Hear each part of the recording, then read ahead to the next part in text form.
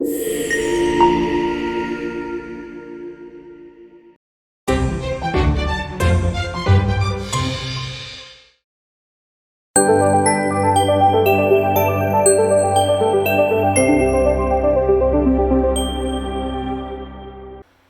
everyone. Welcome back to the Waste of Life podcast series. And today you're joining with the episode number 3. And as promised in the last episode, we are joined by Professor Nishara Fernando, the principal investigator for MSWM as an R4D project and Spirit projects for Sri Lanka. So we'll get to know a lot of information on how we functioned in terms of collecting data and what we did, and also what are the findings. So enjoy this episode, and this is the part 1 of the podcast series with Professor Fernando. Enjoy. Hello, good morning, good evening, good afternoon, everyone. Welcome to the Life of Waste podcast.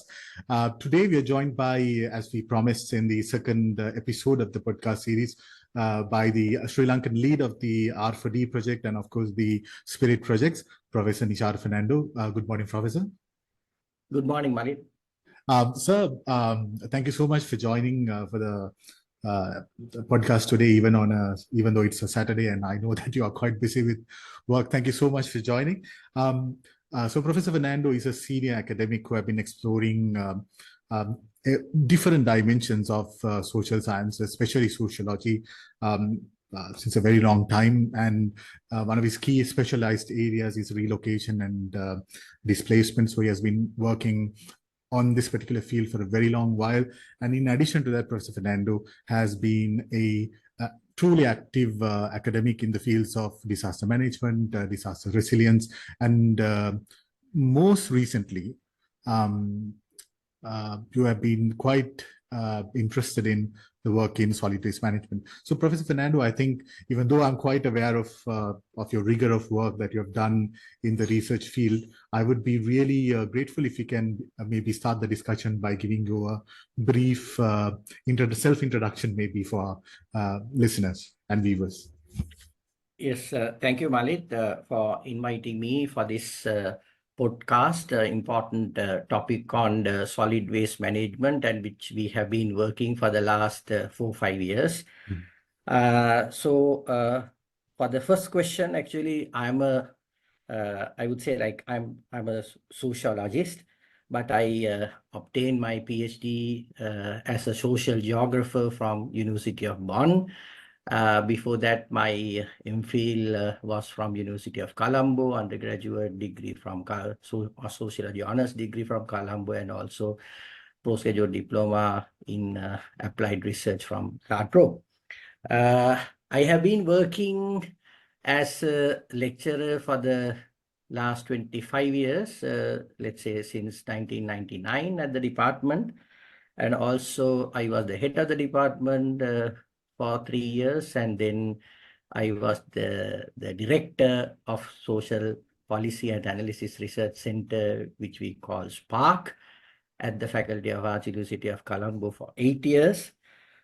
I've been working on, as you said, topics on displacement, relocation, youth, vulnerability, poverty, livelihood strategies, and also children for the last 24 years. And we have been working in different research projects, I think, which has already helped us to understand the society, how it works at different levels, local, provincial, and national level.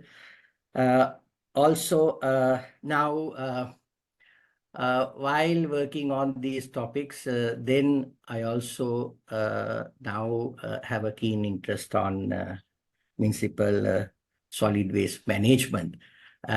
Yes, so this is not because of due to this project, but I had some experiences with regard to this topic when I was conducting my research on displacement and relocation. But since we started this project, now we have been working on this project, and it's a learning, I would say, laboratory for us.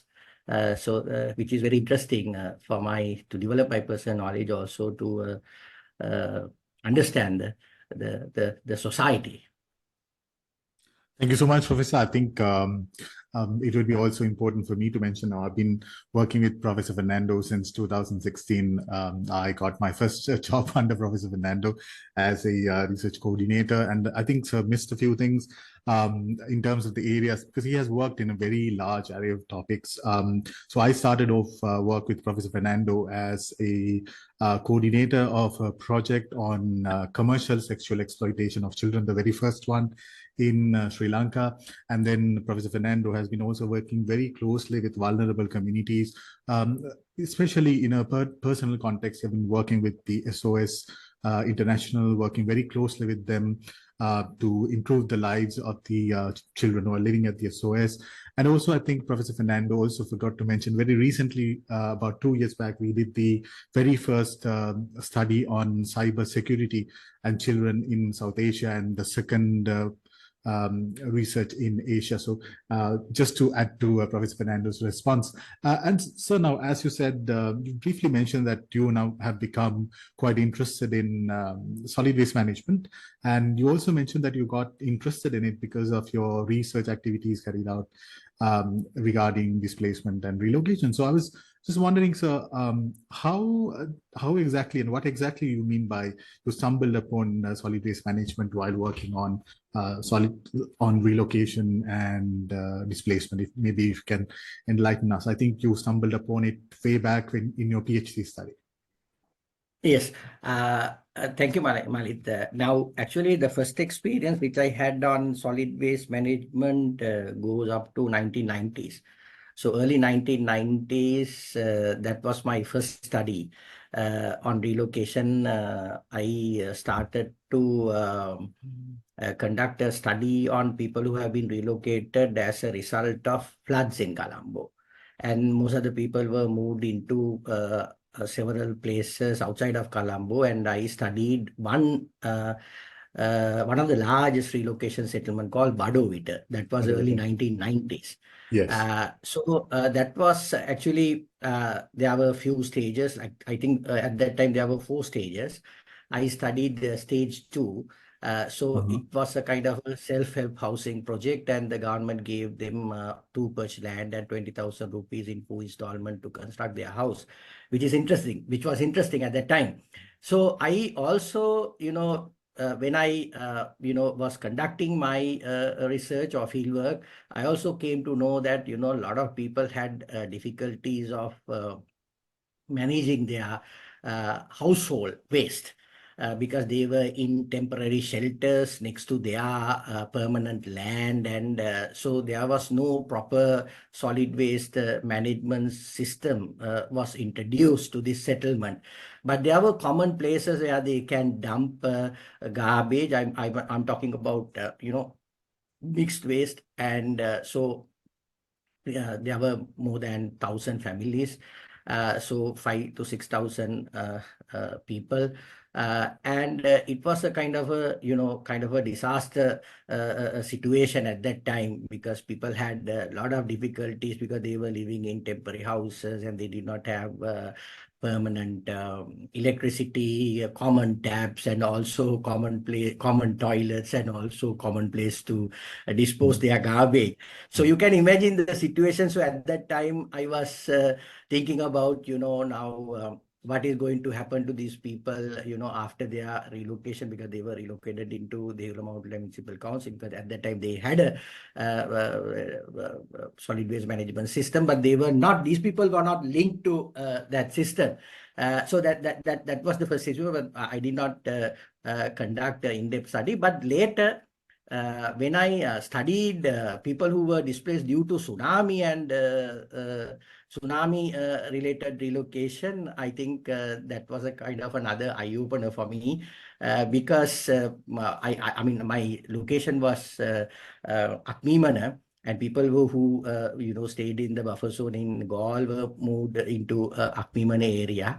So there was no garbage collection system. So as a result of that, they have asked the people to do whatever they could to dispose their garbage. So that was a very interesting I would say, like a social event or incidents for me to, explore, because that has already created a lot of tensions between host and resettled communities. Because the given houses were like, I think, 10 per houses, and they did not have enough, like, let's say, space to dig a hole and either bury or even so as a result of that, what they did was, they identified common lands and they just throw their garbage. So that those lands were owned by host community, right? Abandoned. I mean, those are like owned by host community. So that was a kind of a, I would say, like culminating point of conflict or tensions between and another factor for tension between host and resettled communities. But still, I think people have a lot. I think you have also done a similar study. So we have observed still people, dispose their garbage into like abandoned land, and also sometimes they just keep it somewhere not close to their house, somewhere close to their settlement entrance, so no one knows whose garbage is this. So that has created a huge issue, and also tension factor to create conflicts between host and resale community. So I think I had this experience and I observed with regard to especially resettlements in Colombo and also in Gaul. But as you know, when I think this was in 2016 when first Rene requested me to get into this first proposal. Actually, we had a meeting in Colombo, and at that time, myself, Rene, JANATHAKSHANA, and we got together and we discussed about our the proposal, and we developed some ideas, and then later we submitted. But unfortunately, as you know, we didn't get that. We didn't. The first proposal was not successful. And then we actually revised the proposal based on the comments that we received from the different, I would say, evaluators, and then we submitted the second one, and then that is how we managed to actually get this MSWM, Municipal Solid Waste Management research project, not only to Sri Lanka, but also to explore India, Kerala, and also Nepal, especially Kathmandu. So I think we did a very thorough study with, as you said, you are one of the researchers, and I think now you are specializing in that area in addition to other areas. So I think yes, we can discuss more information later. But with regard to this project, I actually this was started in 2018, 18, so. and yes, so it's a consortium led by Professor Rene Veron, and also Dr. Vishnu Upareti from Nepal, and also I think we have another partner from IIT Bombay, Yes, sir. right? Yeah, and Yes, Professor Narayan, yeah. NC Narayan, sir.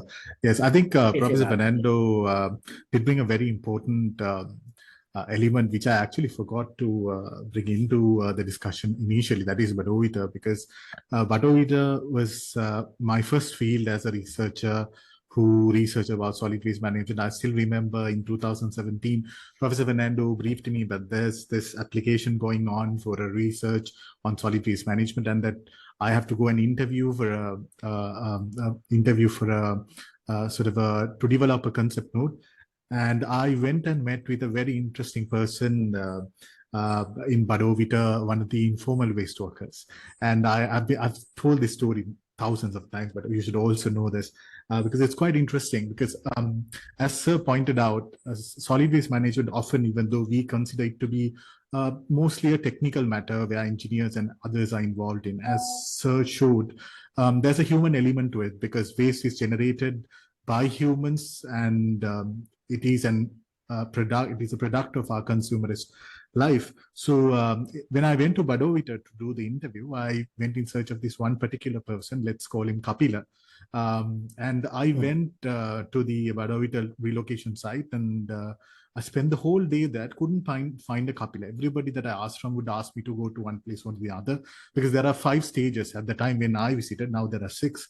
And nobody told me where Kapila is. And I walked from 9 o'clock in the morning to somewhere around 12 o'clock in noon. And then only then one person came and approached me and asked, who are you searching for? I said, I'm searching for Kapila. We call him Kapila Ayya or uncle. Ayya means a term of endearment for like a brother that you don't know, of course. And then he said, why are you here? Are you from the CID? Because the informal sector, waste management sector in Sri Lanka is quite closely entangled with mafia activities and drug activities.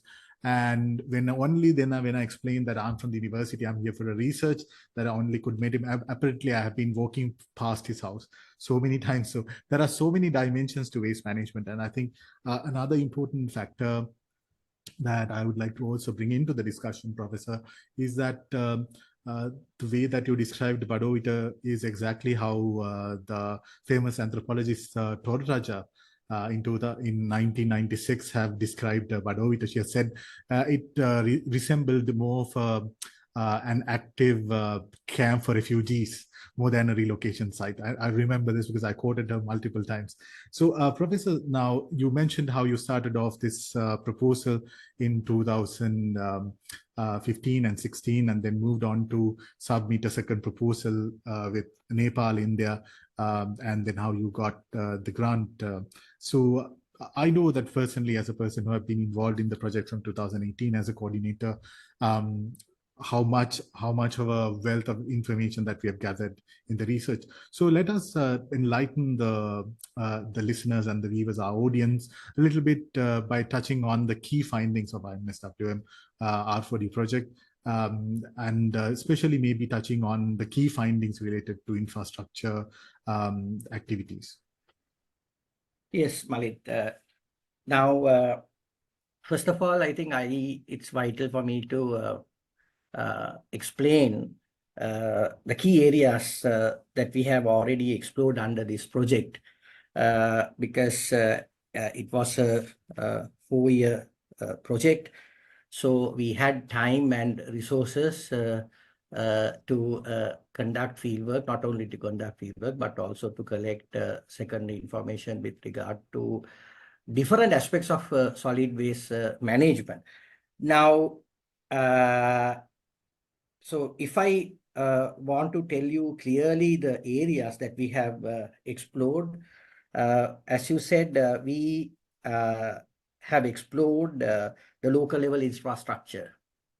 So in general, and also with regard to two selected UC and MC, local level infrastructure with regard to solid waste management, rules and regulations, which are also very vital, how they have been developed, and also waste management discourse, then labor force, challenges and issues, formal, informal waste management sectors, especially,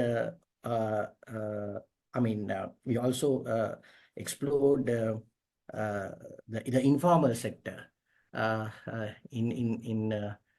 by conducting several studies, not only in Colombo, but also outside of Colombo. Then different management practices, and especially with regard to two selected locations, the UC, Burlaskamua Urban Council, and Devila Mount Lavinia Municipal Council. Not only that, but we also have conducted several household surveys, Yes. targeting different classes in those selected areas. So I think that those are like so the areas that we have already explored. Let me also, Malit, depending on the time, tell you some of our findings in brief. So we already found that municipal solid waste management system in Sri Lanka is centralized, despite the common understanding that it is centralized. I think it's a very centralized system.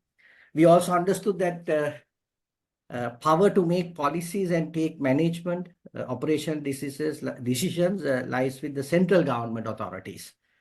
So while waste management responsibility has been transferred to local, so it is coming from the top, but at the local level, local council should adhere to these policies mainly.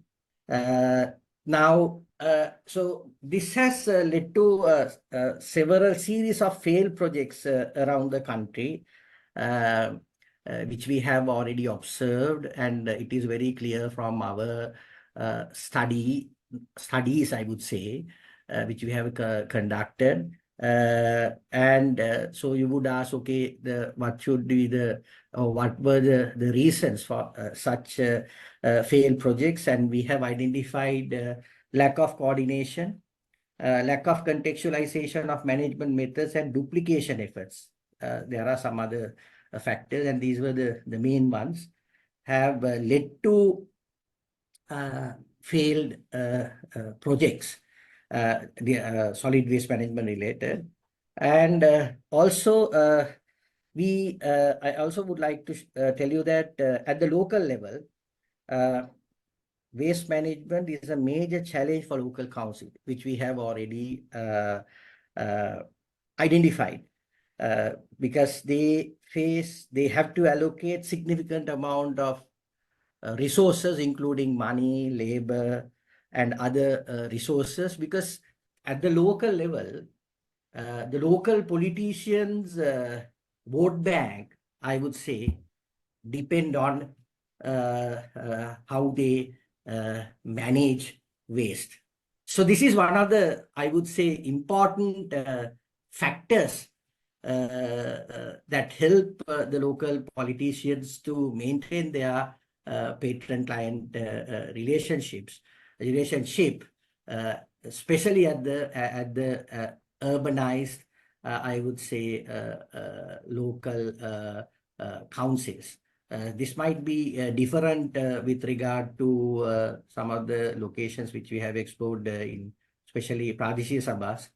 But with regard to our two locations that we have selected, this is a very important issue, not an issue, but area that local level politicians are very keen to work on, because they know that their vote bank is highly dependent on this.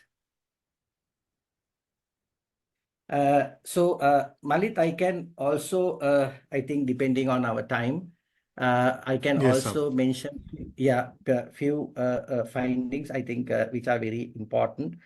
So the other point was the approach of local councils towards waste management, as I said, is based on a SEVA model. While they should look at waste from a profit-based business model. So that is another one. I also would like to say that the SEVA approach have made life difficult for the members and officials. And now this is what I already discussed Discussed. with you before, because this patron-client relationship, whatever way they should somehow try to collect and manage household their garbage on daily and weekly basis. If not, it is going to be another, I would say, a disaster. So this also shows that as a result of these relationships with local level politicians and the household level members, have little option but to allocate all available resources, looking forward to be a favorite for re-election. So this is what I said, they mainly have to maintain this relationship. Everything is depending on the solid waste, how they manage solid waste at the household level. Yes. At the household level. So, but as we also came to know, as a result, different officials have attempted to introduce the waste tax because as they need more resources to properly do it, but that has already been failed. But anyway, these are some of the findings, but it is also important, as I said before, local level politics also highly depend on even in urban areas, even waste. Waste is a very decisive factor, I would say. Yes, sir. And so I think because we have decided that this episode is a podcast is going to be of two episodes, because Sri Lanka, we have done so much research in terms of waste management. We have, as Professor said, we have covered a array of topics starting from the waste infrastructure to rules and policies, regulations. We have done a discourse analysis, and then not being limited to the Sri Lanka, as in the situation in Devala, Mount Lavinia, and Bodlas Kamua urban councils that Professor Fernando mentioned. We have also gone beyond Colombo, trudging on different local councils in different parts of the country, representing multiple provincial councils, just to see how things are, whether they are the same as Bodlas Kamua or in Devala, Mount Lavinia. Or whether things are different. And also we have been able to identify many of things based on that. So as Professor said, we have so much to share on these findings, but we have decided, because of that, because we have so much information with us, that we would do the podcast, this particular series with Professor Fernando, as 2 episodes. So I think it's time, Professor, that we wrap up this episode, and maybe we have about 5 more minutes. Before wrapping up the first episode, do you have anything else to add on our waste management findings, maybe very briefly? No, I think I have to discuss some more important, I would say, findings in the next few podcast. But I think we already discussed what were our objectives and what were the questions that we wanted to explore Yes. at the local level, with regard to our research. And also some of the main findings. And so all in all, I think we managed to cover these aspects. But I think waste as a very social problem. We also, identified, because it is not it is an issue, but it's going to be a problem. Based on where you dump and all, how do you manage your waste at the local, at the household level, local level, and also provincial and national level. Yes. So And we'll discuss in the next episode. Yes, and thank you so much, Professor. And I think before we go, I need to remind you that we have published few books on the solid waste management in Sri Lanka, which I'll be showing to you in the next episode, because I forgot to actually keep them with me right now. And also, we have the single version of the book coming up very soon. It's already printed, but it will be coming out extremely soon, and I'll be sharing it with you in the podcast series. It is available from the libraries of the University of Colombo, and the e-version will be soon available on Serval, the online archive of University of Lausanne. And also, for people who are interested in getting to know more about Badovita, Professor Fernando has published a book. I think this was published way back in 2014-15, sir. The book on Badovita. it was published in 2018. 2018. Vulnerability to Poverty. Yes. Vulnerability to Poverty. So I think the book is available from Sarasavi bookshops. Vulnerability to Poverty. Yes. Yeah. So anybody who's interested, you can also pick that up from. Yes, sir.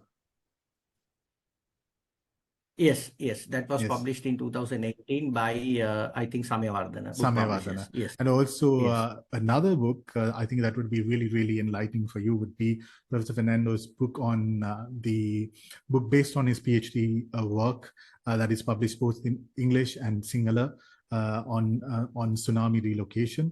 And the experiences of individuals who are having relocated to areas in Akmivana. So I'll share all the links of the books in the description. If you're interested, please have a look and let us meet in the next episode where we'll be talking more about our key findings. And then also we did a study on the social perception and social discourse on solid waste management. Professor Fernando will be discussing on that. And then we have had the good chance of exploring the informal waste management sector in Sri Lanka, which is also quite interesting. And finally, we'll be talking about a brand new project, Spirit Project, which has been ongoing for 2 years, but still there's lots to do in the project and we have found out a lot also. So join with us in the second episode with Professor Fernando, which will be right after this. Looking forward to seeing you there. Thank you so much for joining. Thank you so much, Professor. Thank you, Malik. Thank you.